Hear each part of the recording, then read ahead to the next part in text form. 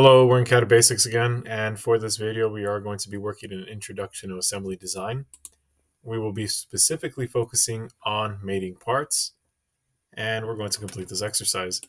So keep in mind that by the end of this video we will be connecting 6 different items together using different mates and also using limits to constrain how these objects move.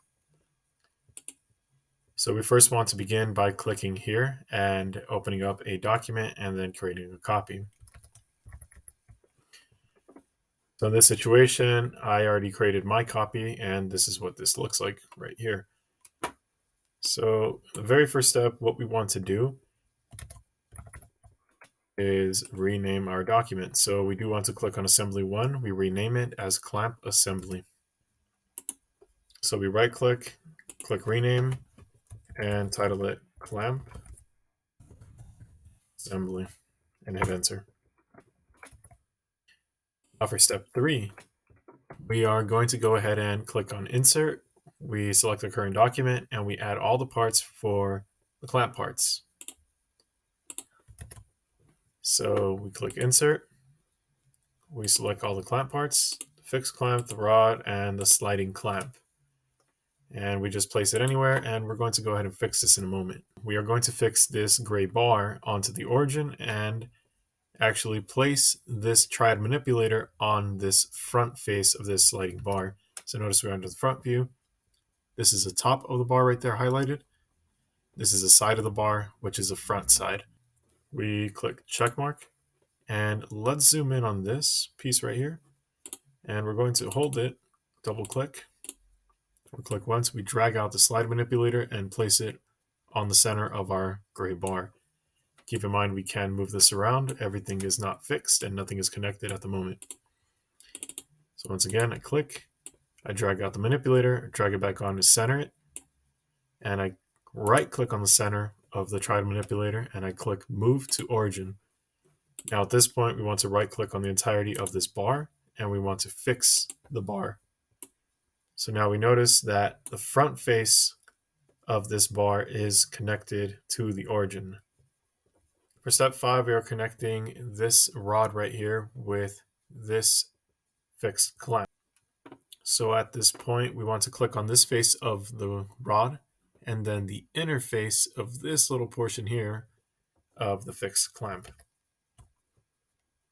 So I rotate it just to make sure I see this face. I click on Fastened Mate.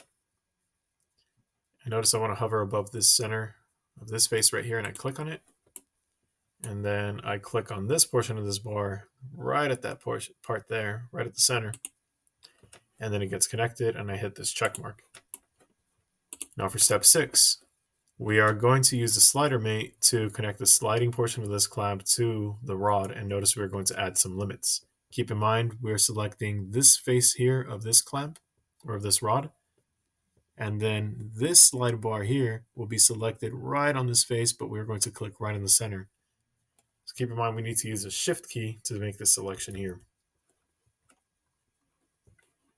So here's our slider mate. We easily click here. And now to select the center portion of this, we need to hold the shift key, and then we move straight to the center of our bar. So we click there, and sure enough, it is connected. However, we do need to add some limits. And keep in mind, if you ever do make a mistake, just right click on these features here and just delete them and try again. So I click on limits, and keep in mind our limits beforehand, they were set to be 0 and 7.5. So right now the slide clamp is at position 0, and it will be moving to a maximum length of 7.5 inches. So we'll put 0 here and 7.5. Let's zoom out, see what happens. So let's click play and see if it works, and it is going in the right direction. If your object slides in the opposite direction, just make sure you put negative 7.5 here and 0 here. So I hit check mark, and that is good to go. For the next portion, we are going to insert more parts. We want to get this handle in here. Keep in mind, every object is not connected. We will be mating them right now. So let's go to Insert, Handle Parts. Whoops, I connected everything. I don't want to do that. I escape. Let's open up this drop down menu. We click, click, click, and it's all connected. And let's just drag that up here. And let's go ahead and separate them before we continue working. Check.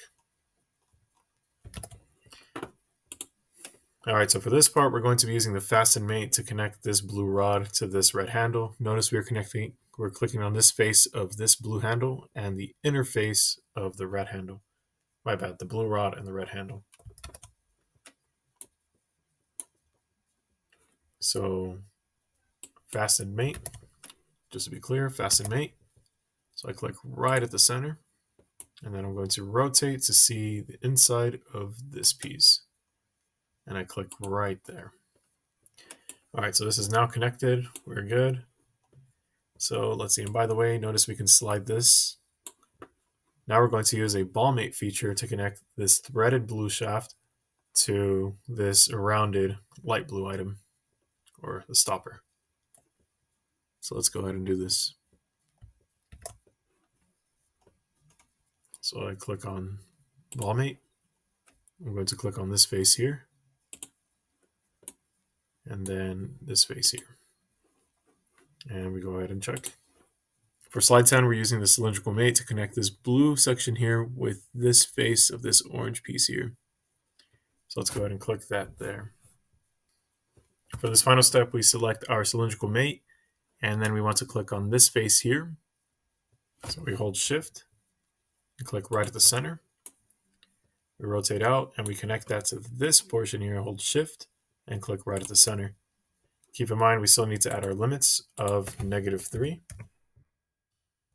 and 0.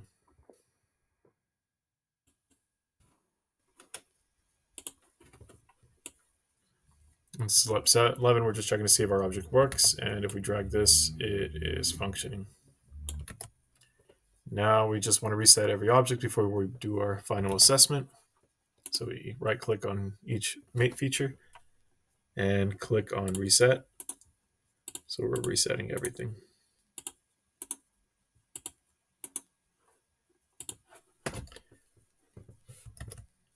And for our final step, you will be checking your mass properties. So you do want to highlight all of these features here, or your instances. So we click here and highlight all of them.